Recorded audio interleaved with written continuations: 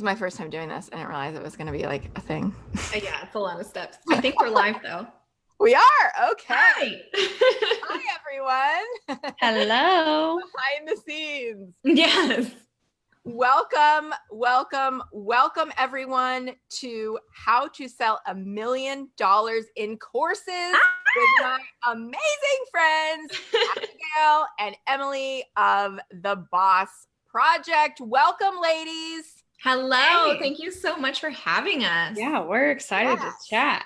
This is really, really exciting for me too. I'm so excited to share the two of you with my audience. Now, if you don't know Abagail and Emylee yet, I'm going to tell you a little something about them.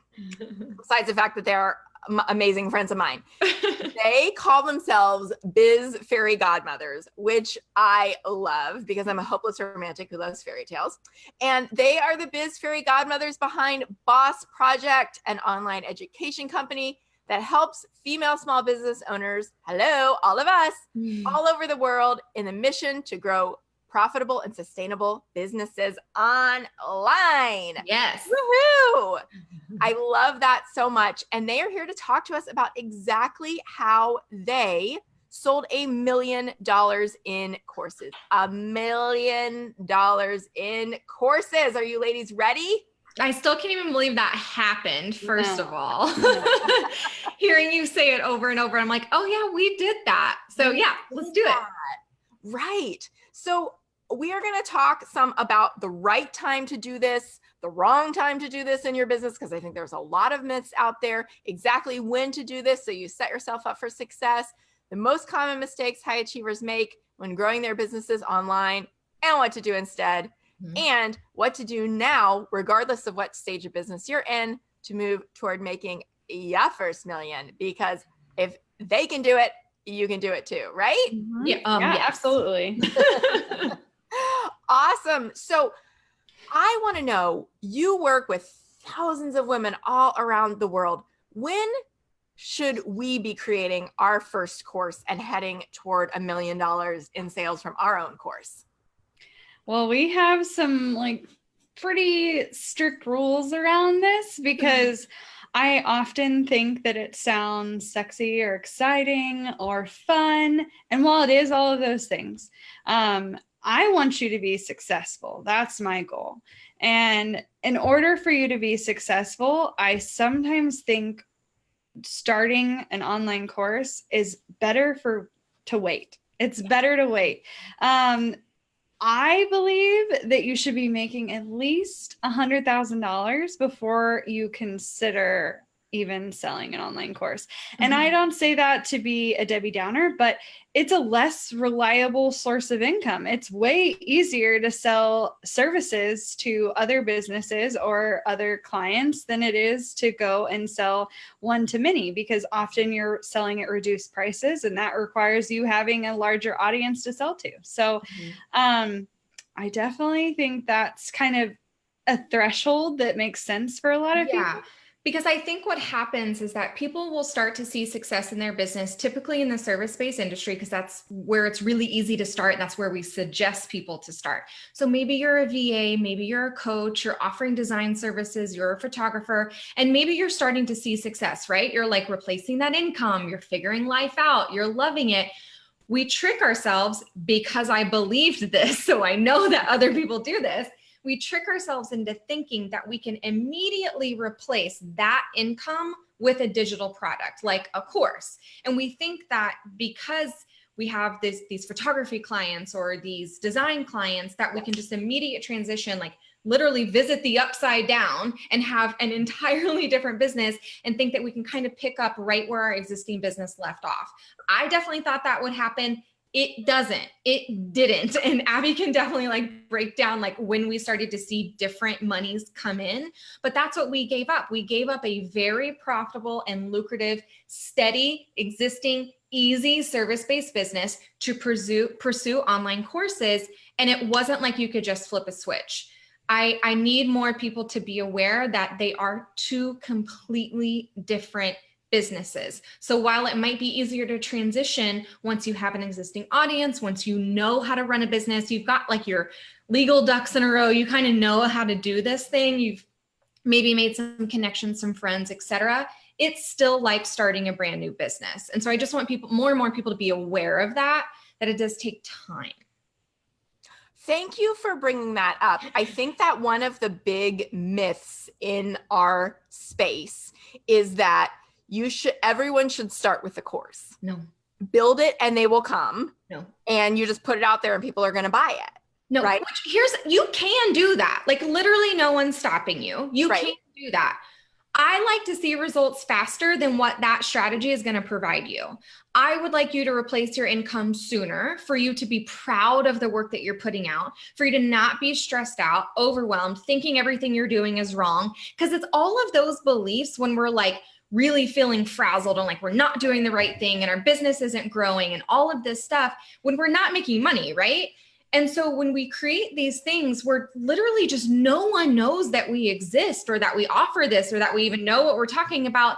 Those roadblocks are going to happen. You can eventually get past them without having the audience first or without having the experience. It's just going to take a lot longer. And I personally, I want stuff now, happening now. Now. Yeah. And I love that you all can really speak to having run both types of businesses. Oh, yeah. Because we're all service providers here, right? That's what we're all going after. That's what we're all good at. We're all passionate about. And it's simply a different business model. Yep. Yeah. Right?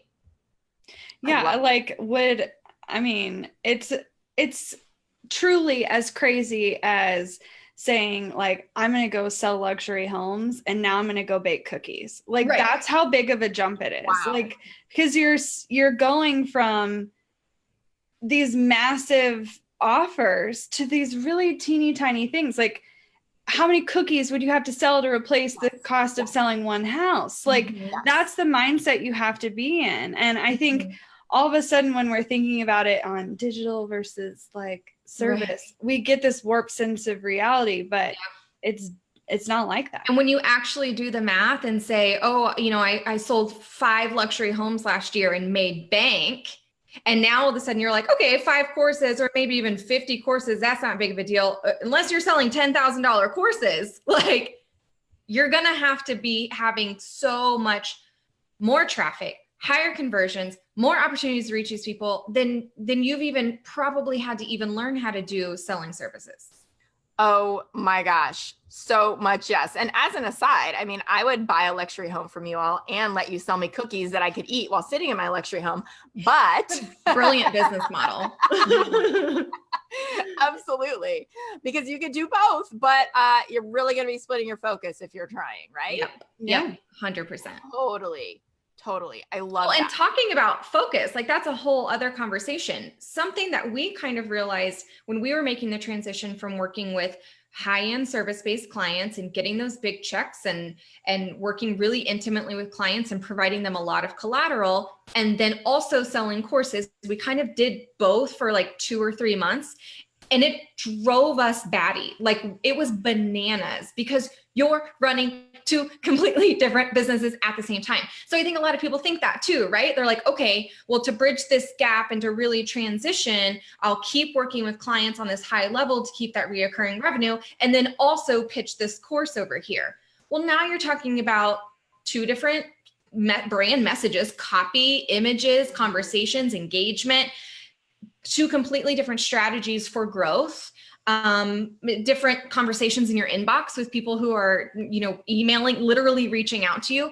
So it's just like, there's a lot of caveat. I know we're also sounding really like Debbie Downer about this, like don't do courses, but I just think a lot of this stuff gets forgotten and looked over when people make that leap.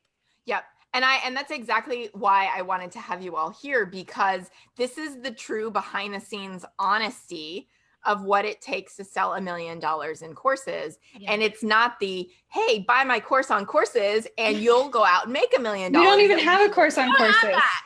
Right. We hear that so often, and you all are actually giving us the behind the scenes. So I appreciate that so much. And I know that everyone watching and listening does as well. So I know that you all work with a lot of people who are starting or just starting to grow their own businesses, right? Mm-hmm. Yeah. What do you see are some of the most common mistakes that these high achievers you're working with make when they're growing their businesses online? So this is going to sound, again, I like wonder if our mistake is the same one. I have one in my brain. against the grain, Say. but y'all are making way too much content and spending way too little time on selling what it is that you do. Ooh, that's a good one, Abagail. Thank you. Tell us more about that. That wasn't my mistake, so I'm excited to share. Good, we get two mistakes. Well, so but it's true. Content serves a purpose. Okay. I'm not saying it doesn't. Content has its place. It's a great way for you to build up search engine optimization. It's a great way for you to be discovered on various platforms, whether that be Pinterest or Google. It's an awesome way to drive people to your website for value that you aren't necessarily trying to immediately sell them into something, but you're showing up, you're showing how much you can offer.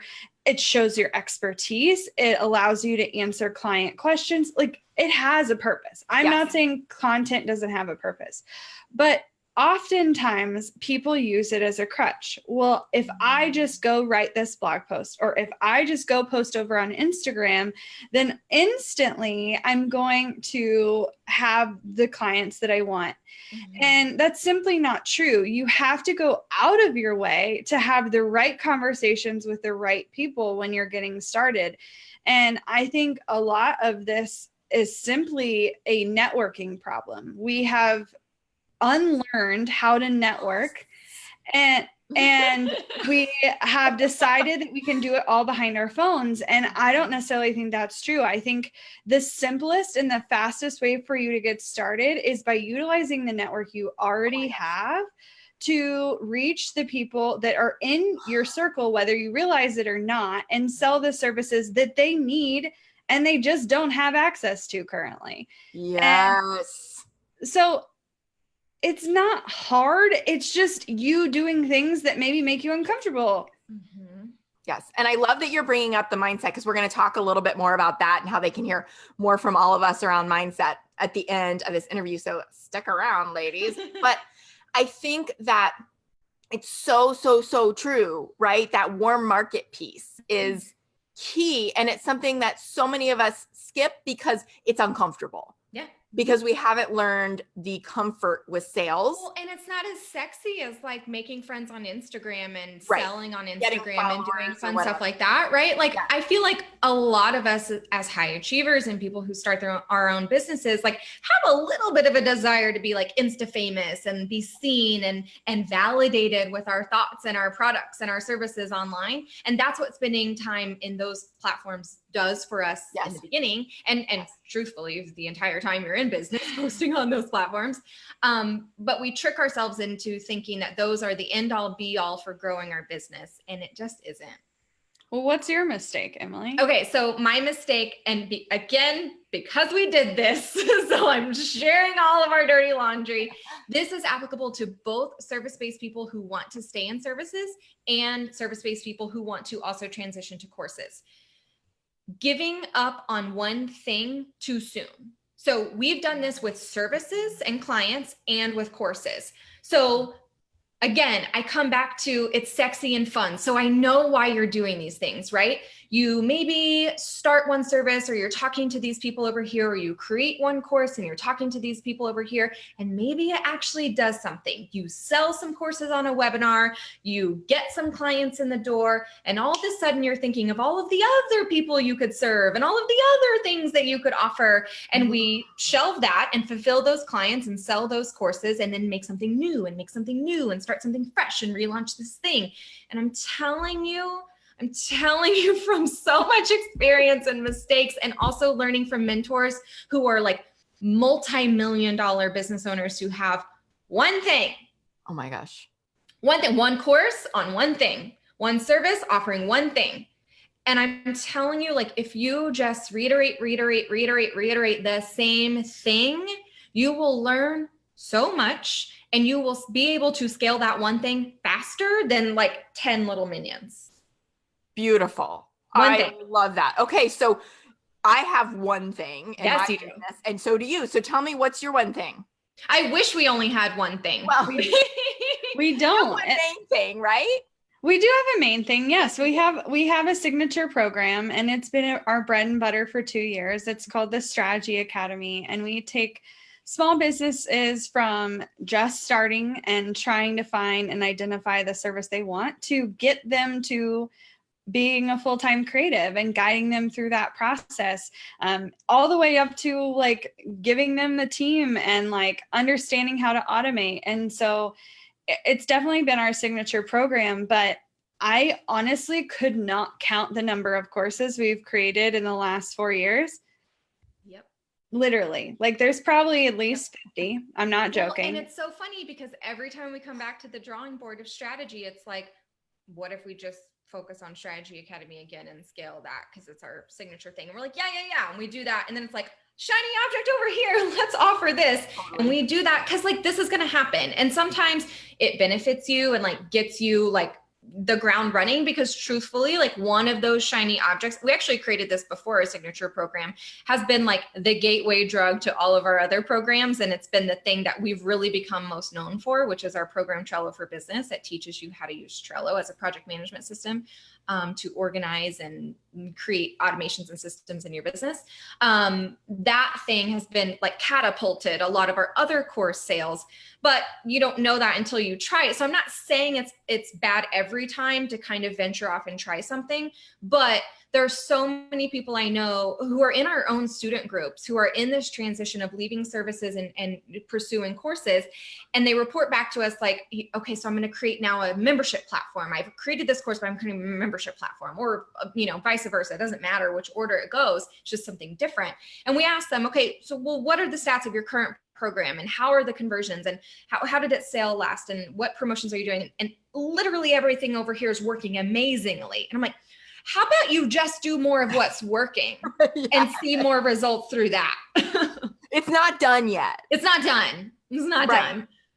Right. But that again comes back to like the clarity and the belief around what is your thing? What do you want to be known for? There's a lot more people who need it, right? Mm-hmm. Yeah. Oh yeah. Yeah. It's a lot of a confidence issue. I think that more often than not, when we allow ourselves to be distracted to create something new, it's because we ultimately do not believe enough that this one thing can make us $1 million or more. Mm-hmm. And we've been there, have been there 100%. So, no shame in that game, but I think check yourself a little bit if you find yourself being distracted and in that creation mode instead of just like doing the thing.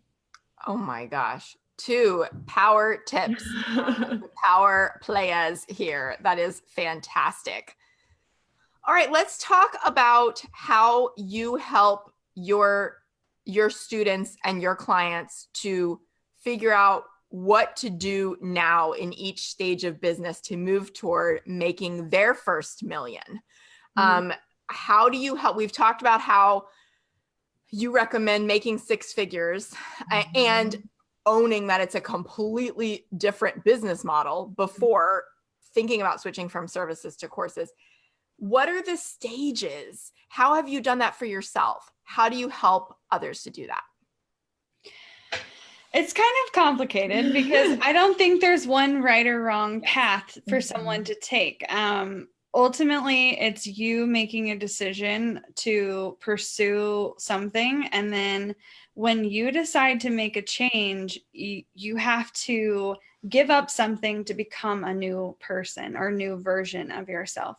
I've often had to give up a lot in order to pursue what I really wanted to pursue in my life or business. And sometimes I'm not willing to make that sacrifice. So in terms of stages, like I think there's a lot of people that are in, I wouldn't necessarily call it a hobby stage. Some people will jump full steam ahead into it, but you're still beginning. You're still learning. You're constantly trying new things. You are Googling everything until you figure out what to do next. And in that stage, you tend to be absorbing a lot of what other people are doing. You spend a lot of time listening to books or listening to podcasts. You're just in this state of like, I don't know anything, so let me just absorb a little business everything baby around. sponge. And then I think you kind of move into like a groove where you're starting to see traction in your business. You're starting to make a more consistent income. You're starting to have a little bit of predictability, and you understand what you need to do to get XYZ result. And in services, it's often simple. Like, I know I need to have these 10 conversations. I tend to convert at 30%. I'm going to book these 3 clients. That's going to book me for X number of days or weeks or months or whatever. And you start to learn what those things are for yourself.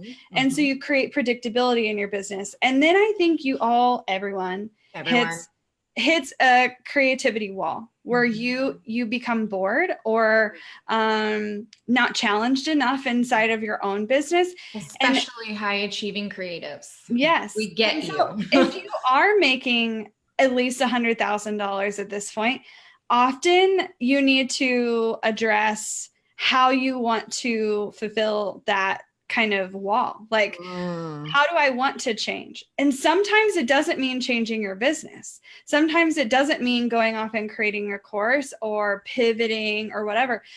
It might be you starting a second business. It might be you focusing more on your health. It might be you spending more time with your kids. Like, you've created a system in which you can make predictable cash, which literally everyone on the planet wants the secret to, and you figured it out. So you can either keep doing what you're doing, or you can push yourself to do more things. And I think some people simply don't want to move on, and that's totally fine. And I think some of us feel shame around not wanting to see growth. And I've had periods of my life where I had no desire to work any harder than I was working at that moment in time. And I had to learn the hard way that is perfectly acceptable. And my version of success is different than everyone else's. That's beautiful. Yes, I love that. But I think after that, you have kind of 2 phases that are crucial and important for you to scale and ultimately make more money. Number 1, creating a team, because you can't do this alone. Now, whether that means you just surrounding yourself with other people in your industry and peers and like getting the coach you need to see growth.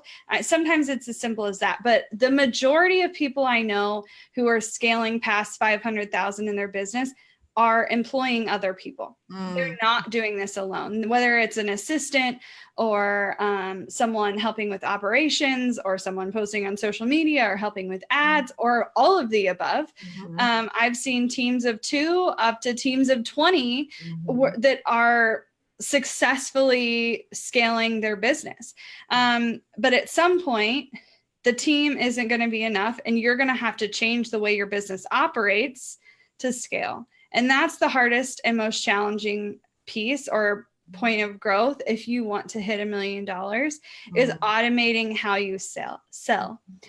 Because if you are constantly required for every point of sale, you're going to tap out of time well before you reach $1 million. And so if you want to reach that threshold, you have to automate your sales process.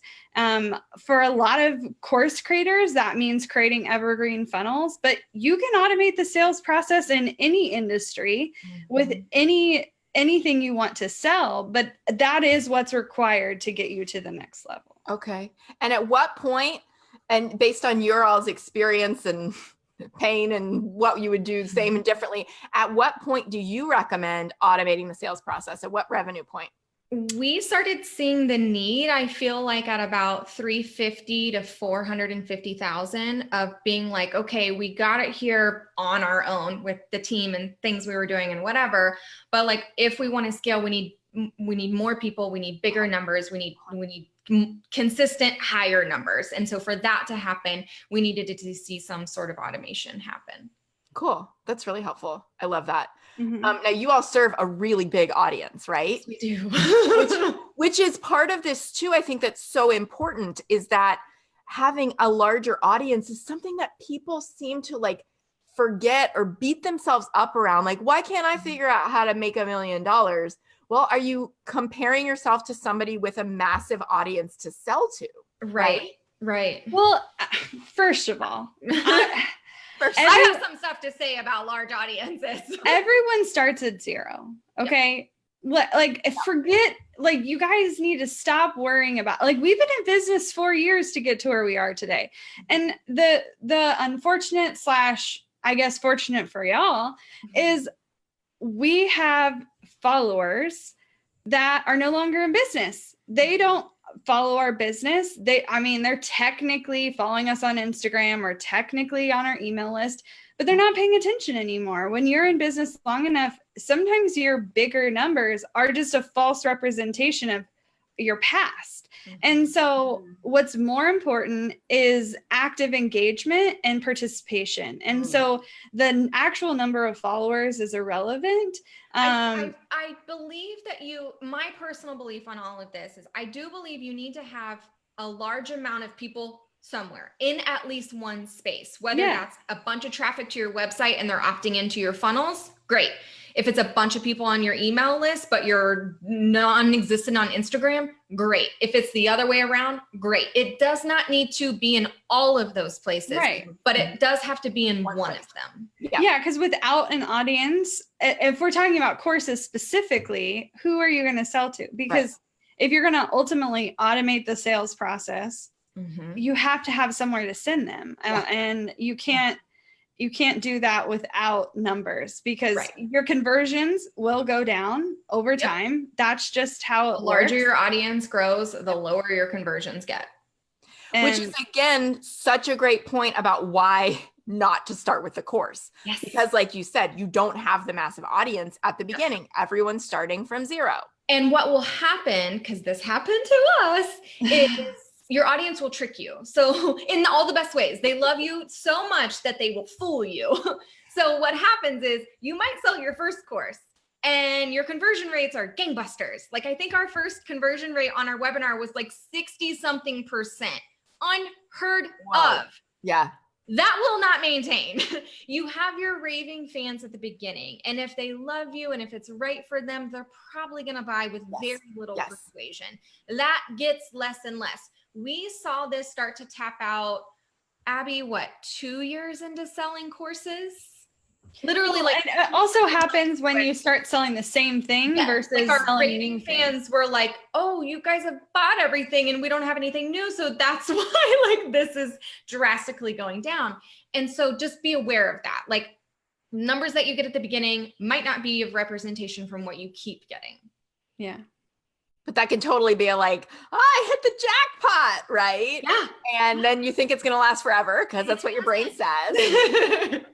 It's easy to manipulate yourself into thinking all sorts of things. Feelings of failure when other people would view what you just did as the best thing ever, and vice versa. So I have had plenty of launches where I literally sobbed in the other room and other people would have been like, that's a miracle. So like you can't judge how other people feel or don't feel in any given situation because you just don't know the circumstances in which they're operating. Yes, exactly.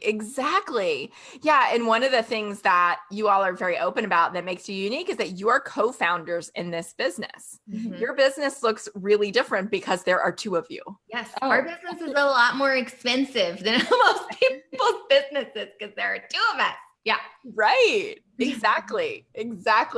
These are such helpful tips. And I know that those of you who are part of our live studio audience in the Facebook group are saying that they love your tips, that they're taking so many notes, that it's so easy to believe we're doing all the things to get clients, but they turn out to be the wrong things, like what you were saying, Abagail. Shout out about your Young Living diffuser from another Young Living. That Aria. Another Young Living lover in the group. And so I think that what we appreciate so much about you all is that you are real. Right? You are real about what it takes to make a cool million. You are real about. I feel like more is like a sweaty million. Like it was like a lot of work to get that. It's not cool. It's sweaty. Perfect. And so with that comes with your big audience and with all of this information about what it really takes to serve an audience well, to grow $1 million, sell $1 million in courses, grow a super successful business, comes this knowledge about all the different parts and pieces that it takes to be successful, right? This deep, deep knowledge, and maybe even this mastery, as well as, to your point, this network of powerful women that you have gotten to know and have used in your business, and vice versa. Emily and Abagail have an amazing podcast called The Strategy Hour, which has over 1 million downloads. And I was lucky enough to get them to have them interview me on it a while ago. And so this has been a blast to turn the tables on them and dive into $1 million, 1 million downloads, something magical about that $1 million or that million number for you all. But that is not the only way that they're out there providing value. And if you're watching or listening to this in real time or close after, we have something really, really cool and upcoming that we want to talk to you about to help you take the next step for free to grow your business toward making your first million. Ladies, can you tell us about this? Yeah, so we have a virtual summit that's coming next week. So it starts on Tuesday, and it's going to be a 3-day entirely virtual. Consider it an online conference, right? Except you don't have to get on an airplane. You don't have to buy an expensive hotel, and pants are not required. And we are going to be learning from 27 incredible speakers on a variety of subjects that are going to be completely what you need right in this moment, and maybe some things that are going to push you for growth down the road.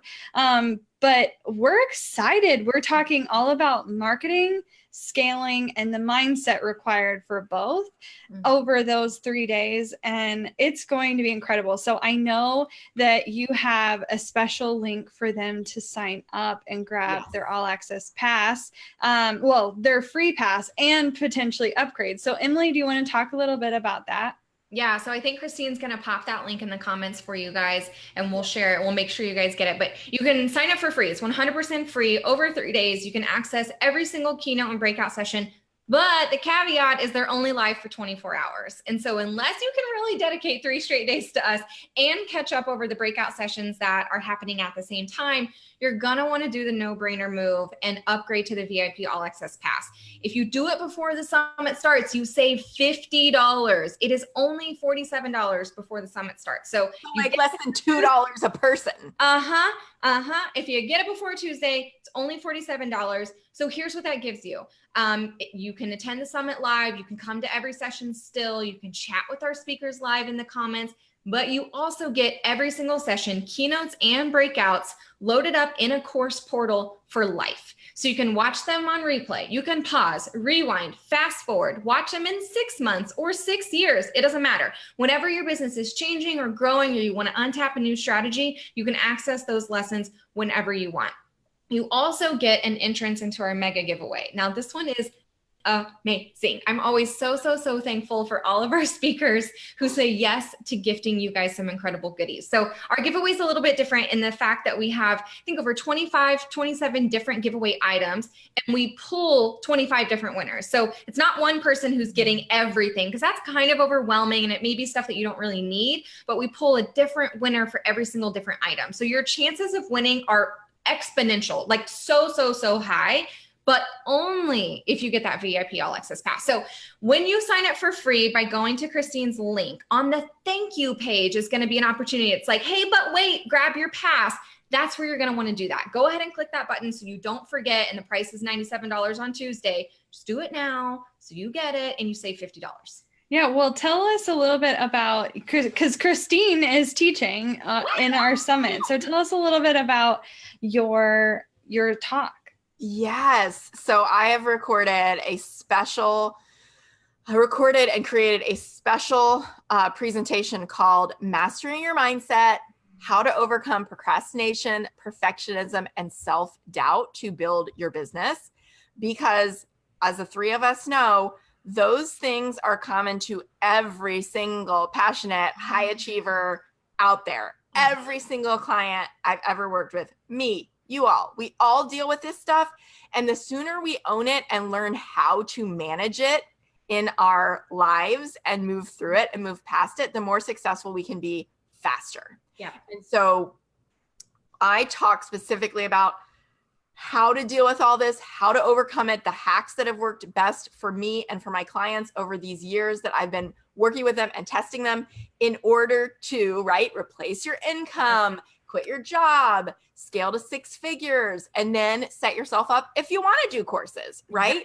If you want to scale in a different way, whatever, but you have to start by mastering your mindset. And so this is an exclusive interview that you can get access to for free only inside the Boss Project Summit.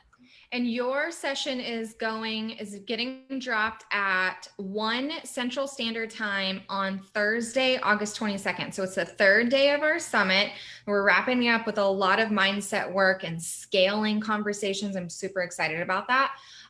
So if you block out your guys' calendar and make sure you attend Christine's session, because one of us is going to be there as team from Boss Project. I think Christine is going to try to be there chatting with you guys in the comments.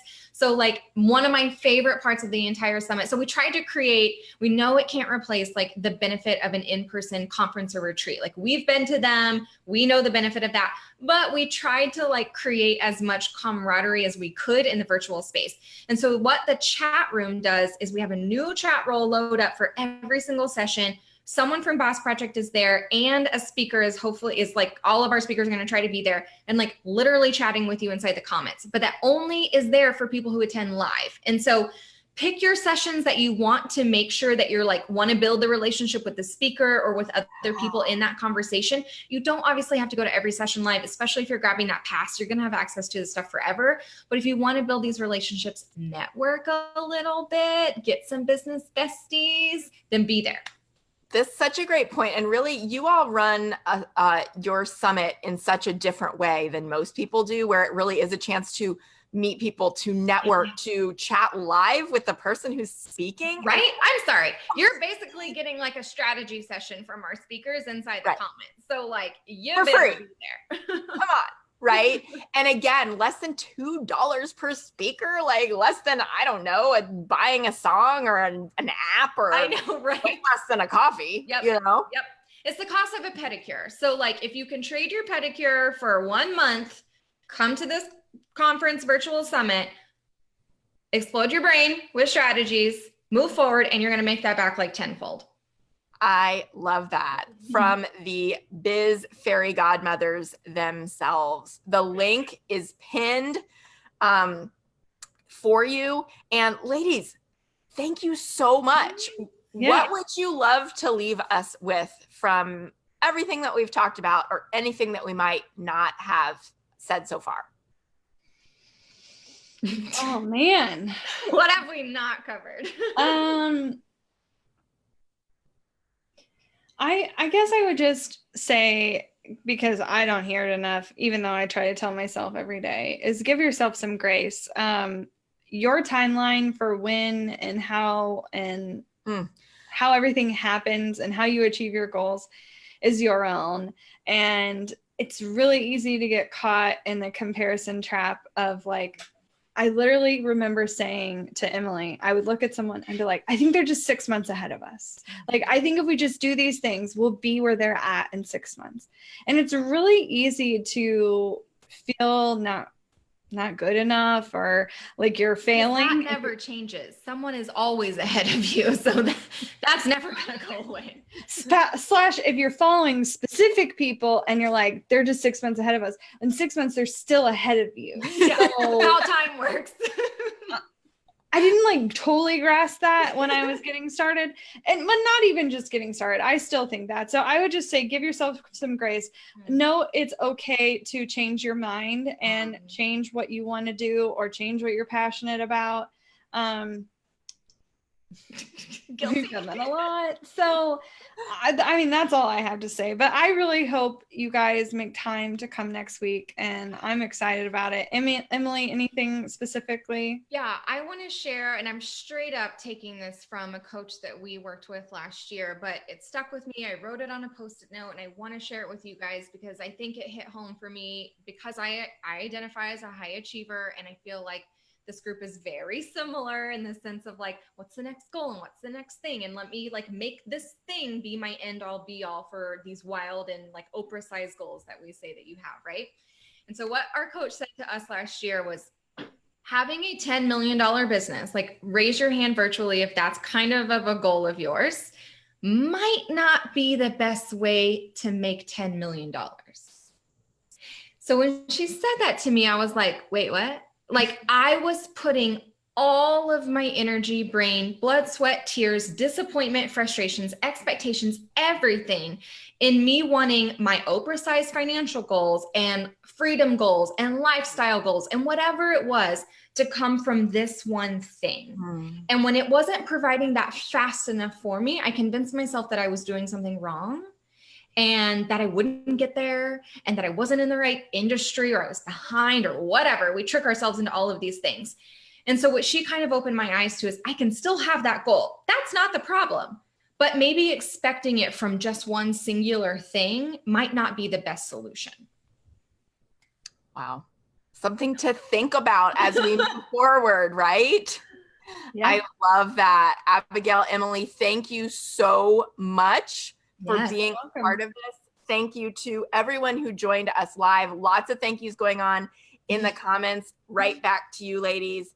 Thank you. And I look forward to continuing this conversation next week in Cross Project Summit. So everyone grab your free ticket and come to the party with us. Yes, we'll see you guys there. Thank you. Thank you.